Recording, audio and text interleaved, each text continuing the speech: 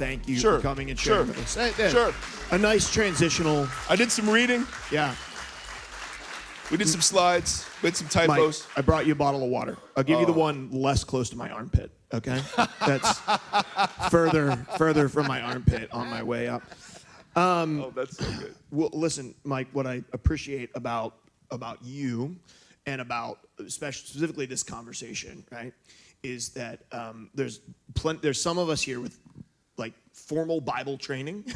Yeah. And there's lots of us here who see a need, feel a calling, and then we're just going, right? Yep. And to have somebody who've come from such a background of not just ministry, but also Bible training and also practically doing, which we're going to talk about in a minute, practically doing exactly what you're talking about here, to come and say, listen, not only do I see what you're doing is valid, but Jesus sees what you're doing is valid. The Bible sees that what you're doing is valid. Yeah. Is incredibly helpful. Awesome. I hope so. So there's a whole bunch of things I like to talk about. And I'm going to get into some of the stuff from the podcast we got a chance to do together. For sure. But you've been in the process of setting the digital table and inviting people to it.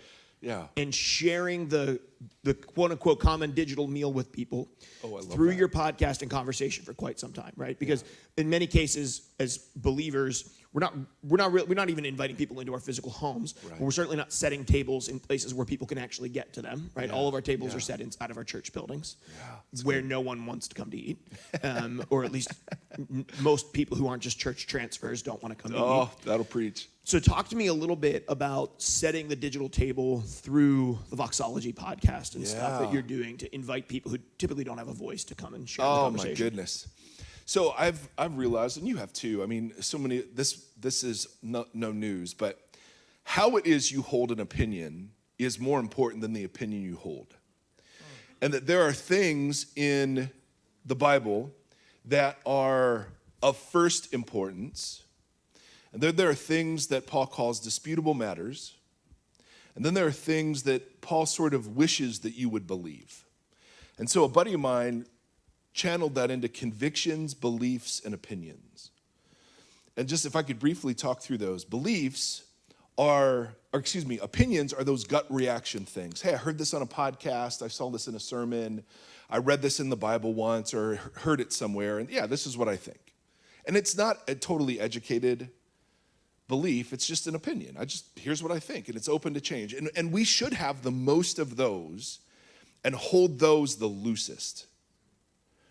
Beliefs are those things that we have looked at and studied and could argue the other side of, but we wouldn't break fellowship over. And we should have fewer of those than we do of opinions. Convictions are the things that either literally or metaphorically you would die for. The things that fundamentally define your reality in the world. And we should have the fewest of those. So let me give you an example for me. I don't know how this plays for you, but for me, a belief issue is I believe women should be empowered in all levels of ministry. Loads of Christians disagree with that, right? And we have very robust and passionate Bible conversations and disagreements about that, around the text and the Greek and all those wonderful things. I'm not going to not call those people Christians because they disagree with me. Correct? Because the danger is we take belief level issues and raise them up to conviction level issues. And I see so many conversations in the Christian space. Well, this is a gospel issue, and it turns out to be like a third level issue. There are only a couple of gospel issues. You know what I mean? I mean, Paul tells us what they are. This is of first importance. This is the gospel. Ready? Jesus lived, Jesus died, Jesus was buried, Jesus rose again. There you go, 1 Corinthians 15.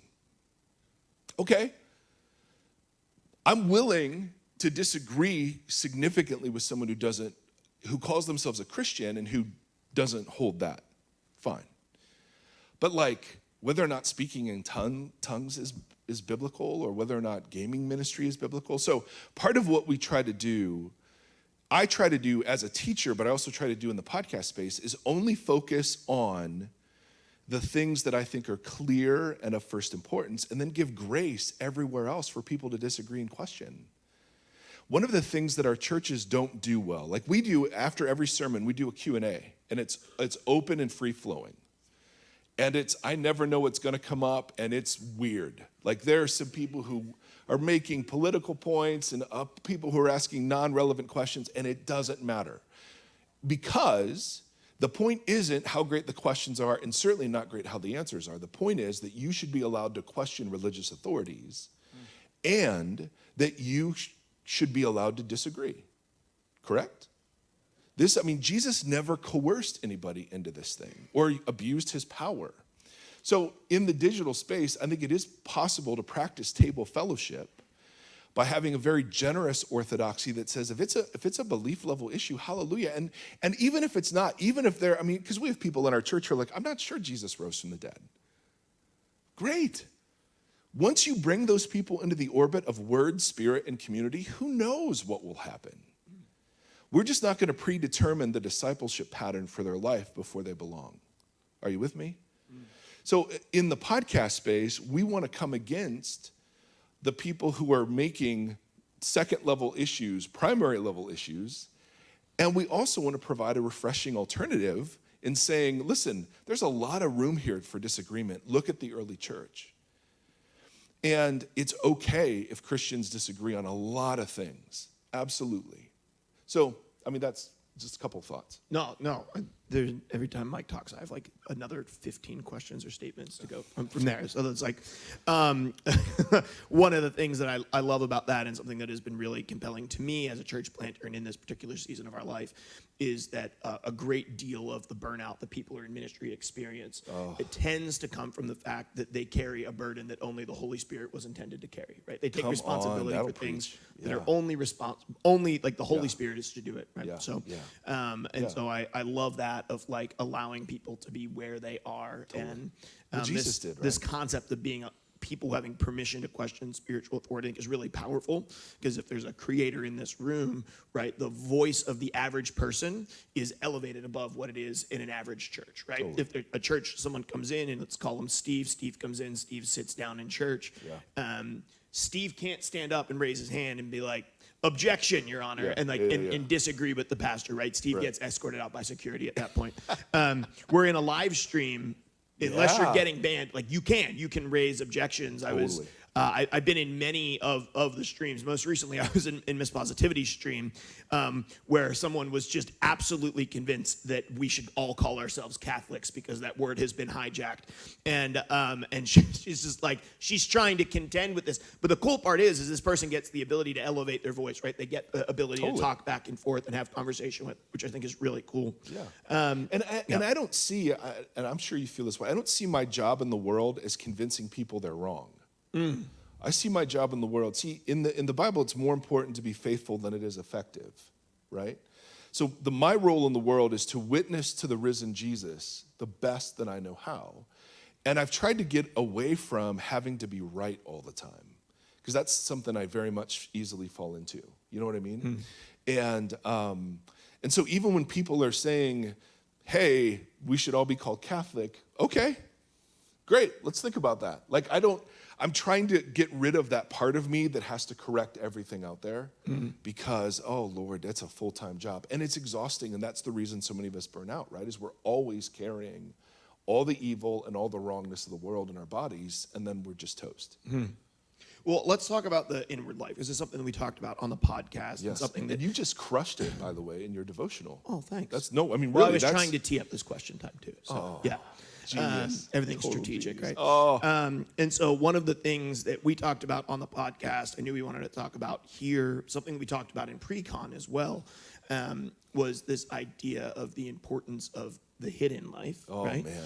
And how susceptible in creation and content creation, where we have a limited allotment of time, right? And everything can be content. That's the problem, right? And so suddenly, your private time with the Lord, you start seeing as, well, maybe I can kill two birds with one stone. Totally. It's like, guys, guys, I just read this great verse today. Yes, and there's this whole thing that Jesus has in the Sermon on the Mount about if you're doing religious deeds in order to be seen, then you have your reward. I mean, it's not wrong to be seen doing religious deeds, but if you're doing them in order to be seen, then you literally have no reward from your Father other than the likes or the clicks or the whatever.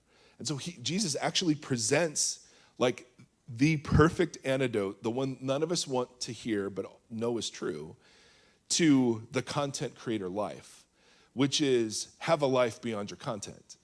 And that is such a hard thing to do, right? Because, I mean, particularly if you're working out like issues publicly, people love that stuff, right? They love if you're really screwed up and having a difficult marriage. And there's a place, I think, for people to share difficulties and whatever.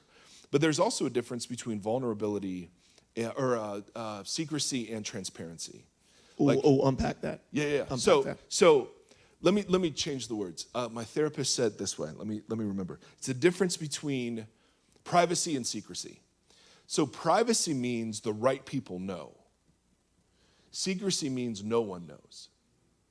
So I have people who monitor my online life, who do all the things, who know. But I'm not working that out publicly, right? Because there comes a point when if I'm working my stuff out publicly, then my stuff isn't really being worked out. Because I'm getting attention for it. It's feeding my false self or whatever it is. I'm only rewarded when I'm vulnerable. I mean, there's so much psychosis at play in us that it's super dangerous. So anyway, I mean, that was a fascinating part of your podcast. It was really fun for me to go, yeah.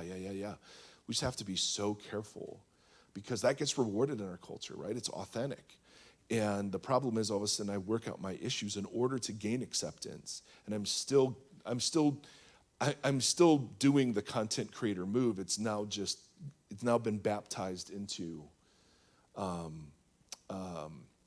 authentic like process that gets rewarded. Does that make sense? Yeah, sure. It's like we're taking the stuff that we're working through, we're airing it online, and we're justifying and sanctifying that, right? Yes, and that's what I mean. We're taking the secret life, and we're no longer operating out of a deep well. We're now operating out of a surface. Everything that I'm doing becomes something that other people can view and other people can benefit from. Because I do want to get healthy, but I would also really I'd like to grow and get healthy simultaneously. Absolutely. And the best way that I know how to do that is to take everything that is in the secret part of my, or not in the secret, but in the private part of my life, right? There it is. I'm gonna transfer all of that stuff into public space, which I'm guilty of like 150%. Me too. Right? Absolutely. Yeah.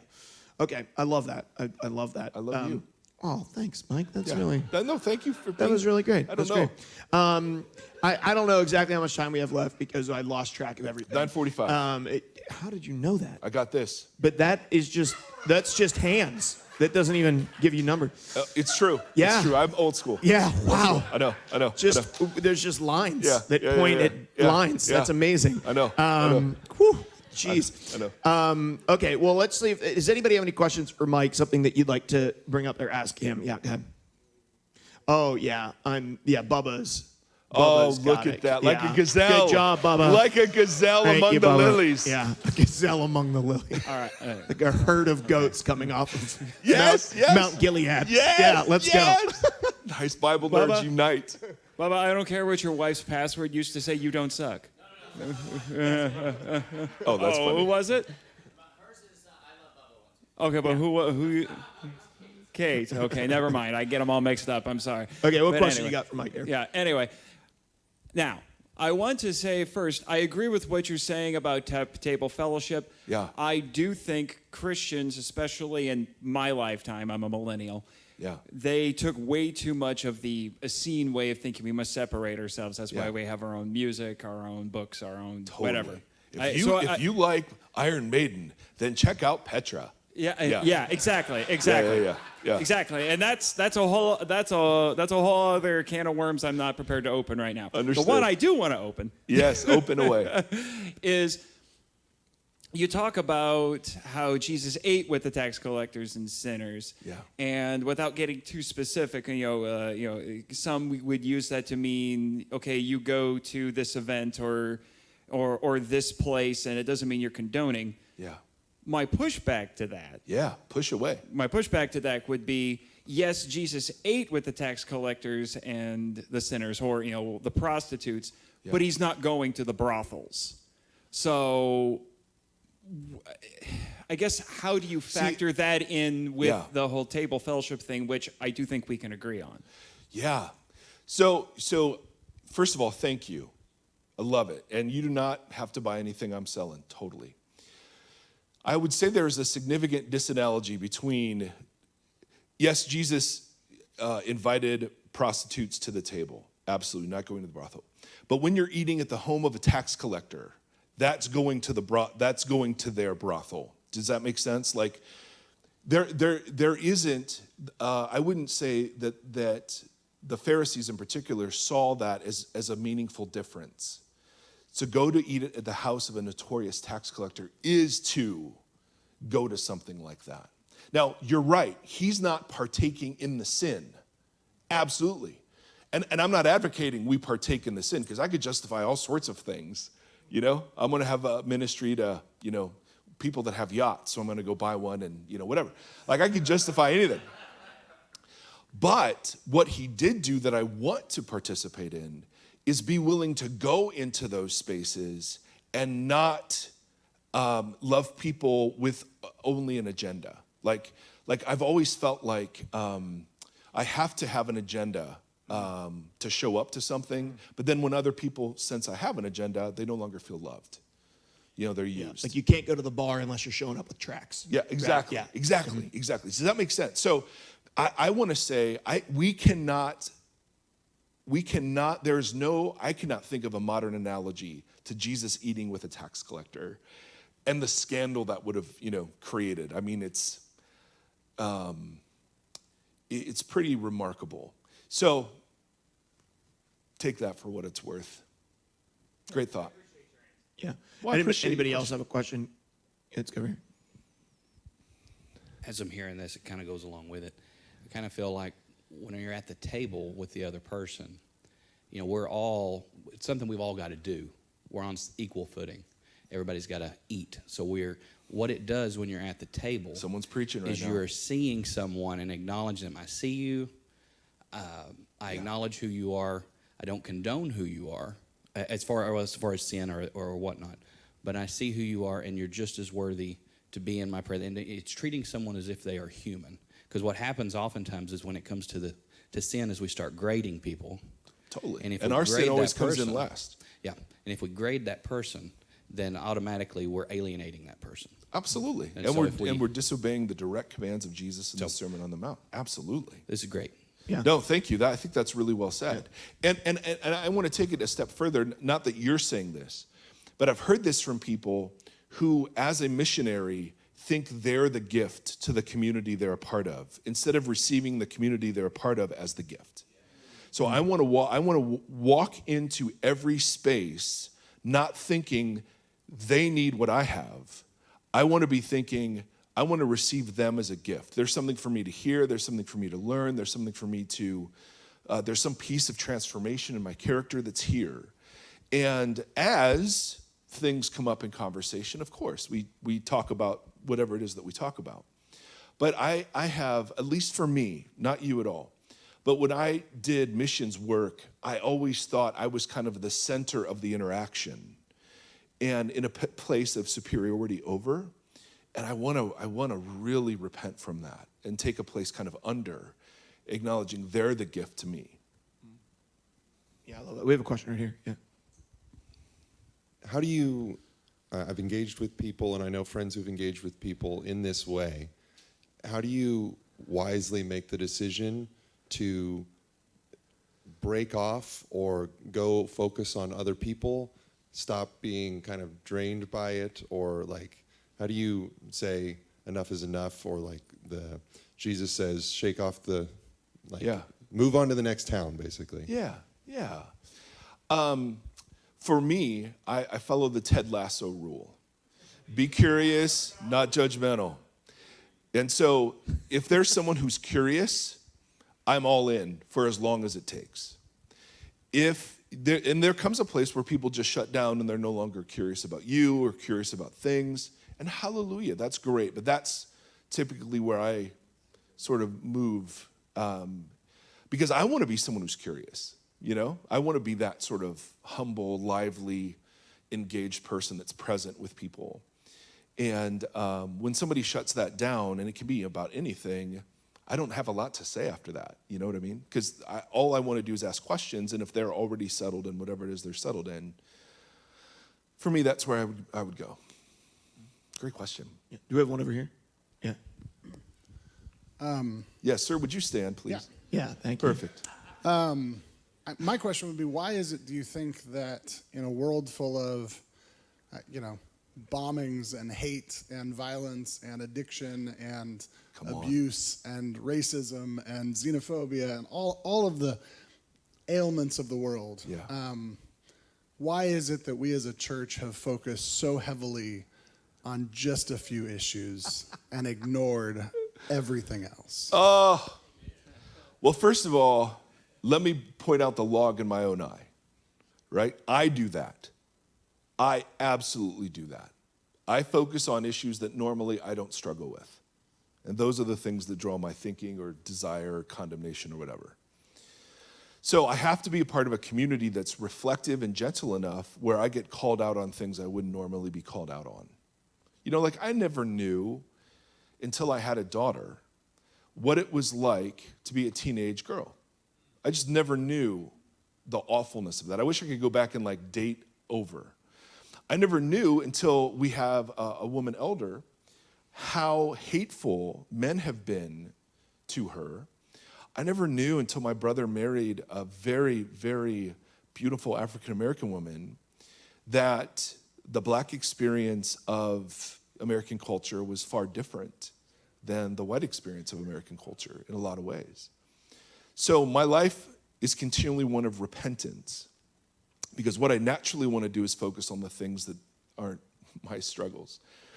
Why as a church do we do that? Well, it seems like the people of God have done that the whole time, right? We've always wanted to make God smaller, understandable, clearer.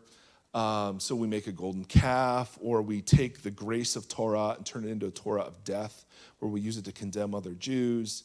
It seems like we've always done that. The issue with the church seems to be that when you begin with the gospel being a way to get to heaven when you die, then why would you care about all of the other injustice in the world, right? I mean, if the story is Jesus' work is to get you into heaven after you die, then why care about injustice or xenophobia? And again, floating into controversial waters that I don't speak for anybody here, just Mike, Jesus comes bearing the kingdom, and the kingdom promises the renewal of the image of our being image bearers into the image of God in our full humanity, so that salvation in the New Testament is embodied life in new creation. That's what salvation is. Which means that this isn't going to burn. It's going to be transformed. And it means every time Paul lists the work of Jesus, he immediately goes into the social implications that follow from it. So the unbiblical separation we have made between Jesus following as a private, personal heart issue and Jesus following as a political, social issue, that's really tragic. But that stems from identifying that the problem that Jesus came to solve is just getting people into heaven.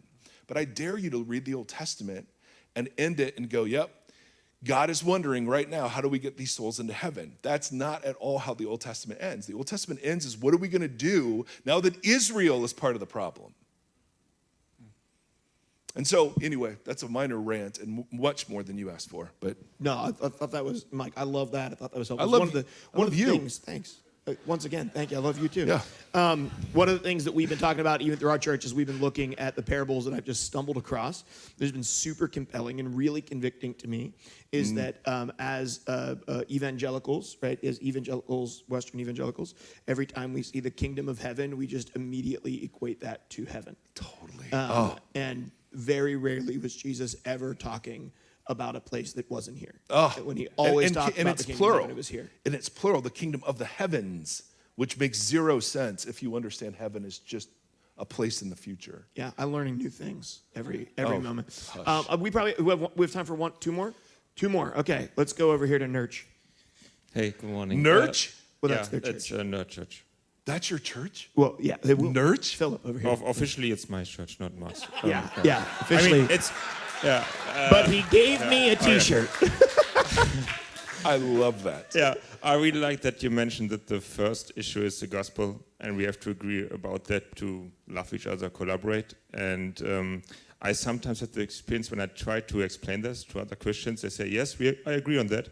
But then they go back to the third issue, fourth issue, fifth issue, and we have a discussion if we can drink our coffee out of white or black cups or something like that. What do you do in those discussions? Because I don't know what to answer then. Yeah. And my second question is, what is your Destiny gamer tag? Oh, awesome. Darth Nader, my son is Nate, so Star Wars reference, Darth Nader 322. But I don't, they did the Bungie tags now, and so it's like, I want to go by Meat Shield 3000, but it's somehow not letting me do that, so I don't know. Anyway. You play a Titan, don't you? Oh, yeah. Yeah, of course. Bubble Titan, Helm of Saint 14, all day long. Yeah. Trials of Osiris. That's where we do. All right. The first part of the question was, what do we do when somebody's elevating another issue over above kind of a gospel issue?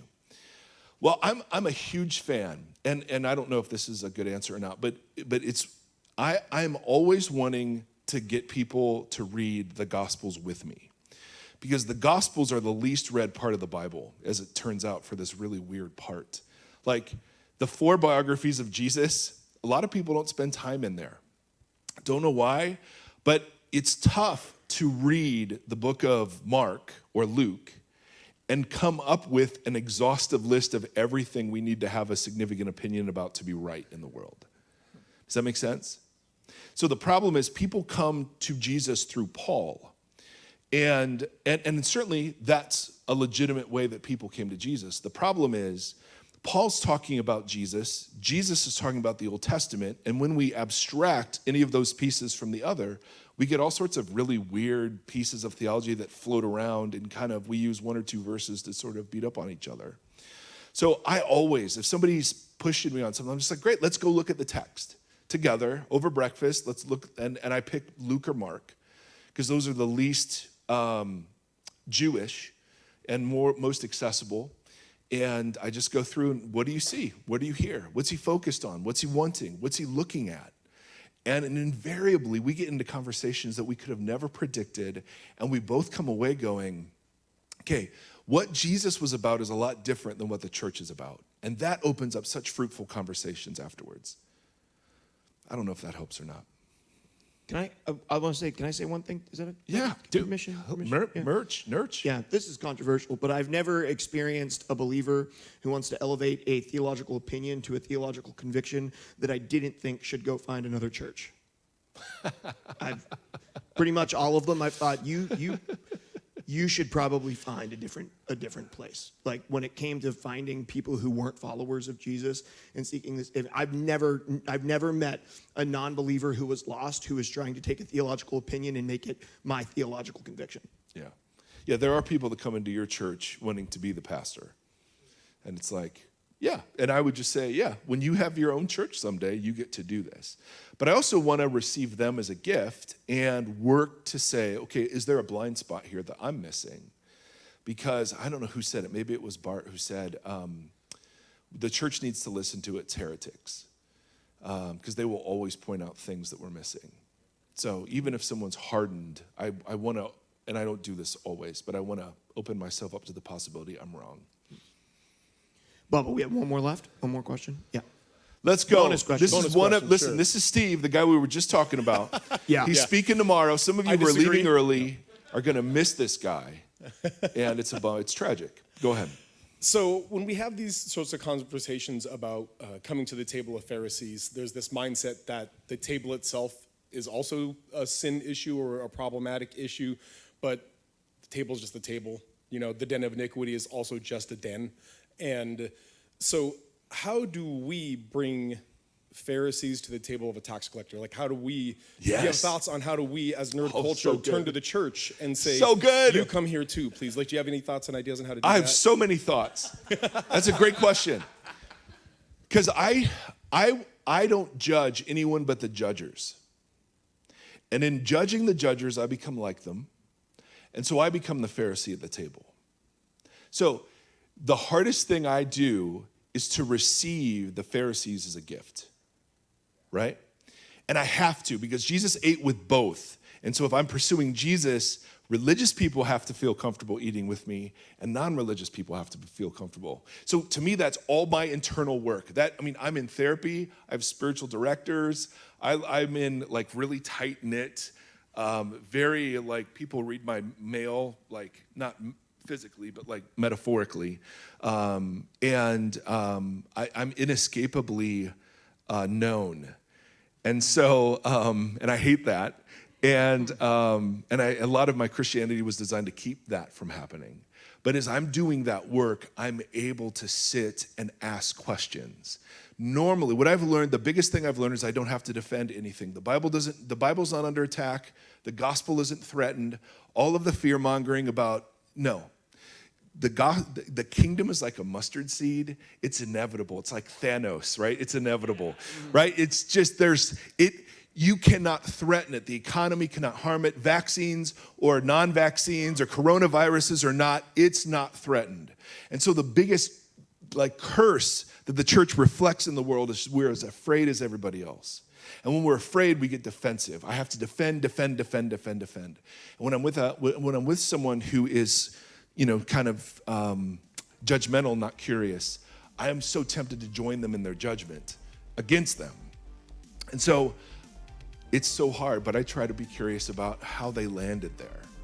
And I don't do this well, but I just figure everyone's got a prequel, even Darth Vader. So He does. And on that note, can we thank Mike for coming and sharing with us this morning? Thank you.